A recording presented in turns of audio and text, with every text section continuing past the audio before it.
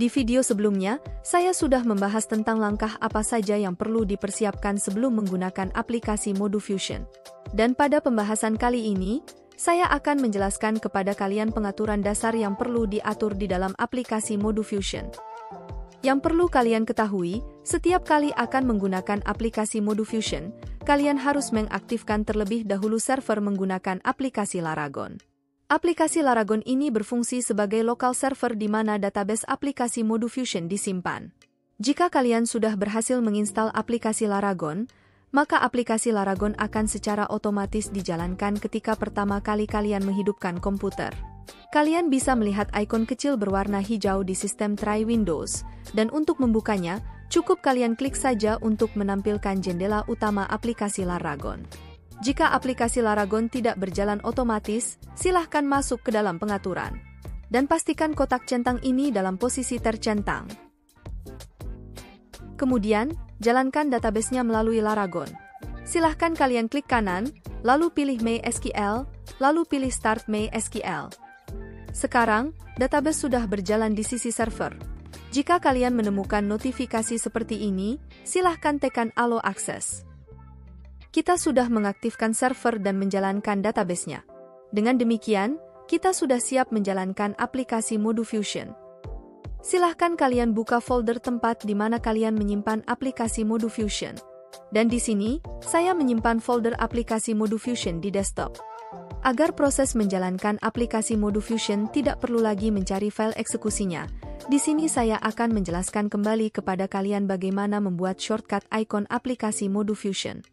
Silahkan klik kanan di Windows, lalu pilih New, kemudian pilih Shortcut. Pada tampilan Shortcut, silahkan pilih Browse. Kemudian arahkan ke dalam tempat di mana aplikasi ModuFusion berada.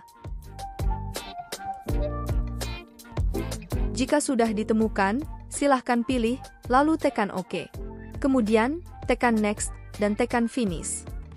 Sekarang, kita sudah berhasil membuat shortcut aplikasi ModuFusion. Yang harus kalian pahami adalah, ketika kalian membuat shortcut aplikasi, maka folder utama dari shortcut tersebut tidak boleh dipindahkan ke tempat lain. Karena jika itu dipindahkan, maka shortcut aplikasi tidak akan berfungsi. Sampai pada tahapan ini, saya anggap kalian memahaminya. Selanjutnya, silahkan jalankan aplikasi ModuFusion-nya. Silahkan kalian login dengan username dan password default yaitu root.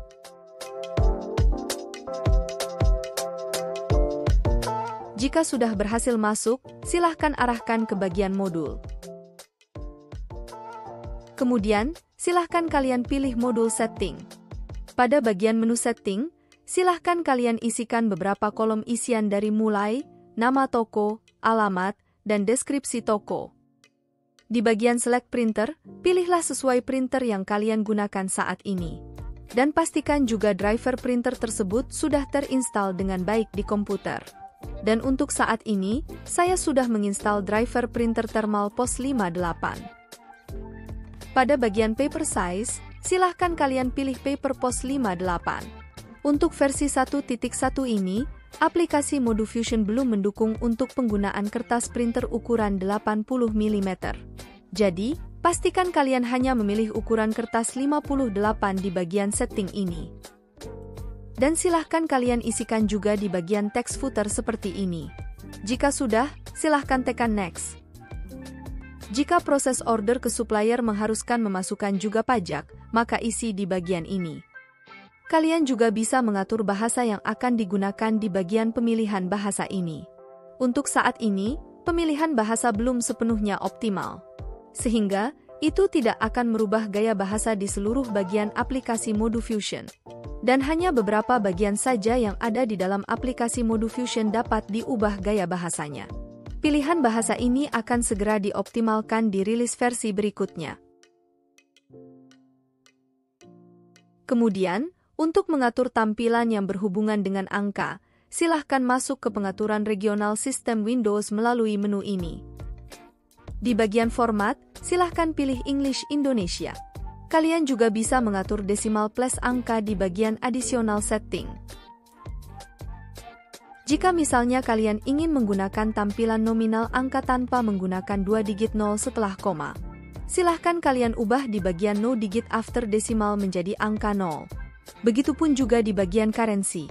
Jika kalian menginginkan perhitungan yang akurat tanpa membulatkan sebuah perhitungan, maka biarkan saja no digit after decimalnya diisi dengan angka 2. Pada bagian menu Device and Printer, digunakan untuk memeriksa apakah driver printer yang akan kita gunakan di komputer sudah benar-benar terinstall atau belum. Seperti yang kalian lihat, di komputer saya saat ini printer POS 58 yang saya gunakan sudah terinstall dengan baik. Jadi, jika kalian tidak menemukan driver printer thermal yang kalian gunakan di bagian ini, itu berarti proses install drivernya bermasalah. Silahkan kalian install driver printer yang kalian gunakan sesuai dengan versi Windows yang kalian pakai. Pada bagian menu Device Manager, ini juga sebenarnya digunakan untuk memeriksa apakah driver printer sudah terinstall dengan baik atau belum. Namun, Device Manager ini juga nantinya berguna untuk memeriksa apakah perangkat payment card mode Fusion sudah terinstall atau belum.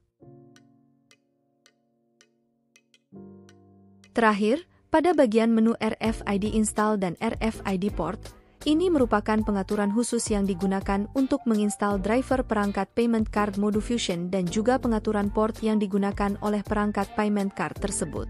Dan ini hanya akan diaktifkan di versi 1.2 nanti. Perangkat payment card mode Fusion akan dijelaskan di tutorial berikutnya. Sehingga, kalian nanti akan tahu seperti apa penggunaannya. Setelah kalian sudah mengatur beberapa hal di menu setting ini, silahkan tekan Save untuk menyimpan pengaturannya.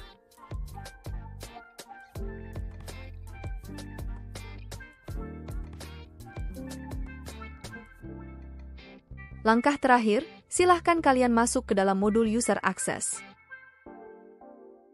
Yang perlu kalian ingat adalah, kalian jangan sampai menghapus data user ini.